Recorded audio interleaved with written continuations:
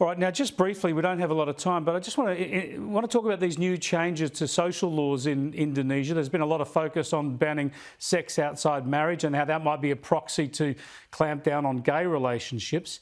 But there are other changes about criticism of the president and the like that could stifle freedom of speech. Are you concerned that Indonesia is going to a more fundamentalist legal framework?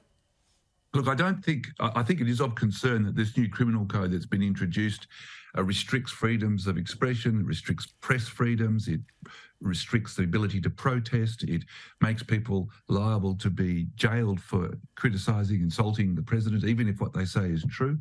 These are not good things. These are a part of a wider democratic regression that's going on in Indonesia, and it should be a concern. But I don't think it's driven by Islamist militants. It's more likely driven by the fact that Indonesia is heading into an election campaign in February 2024.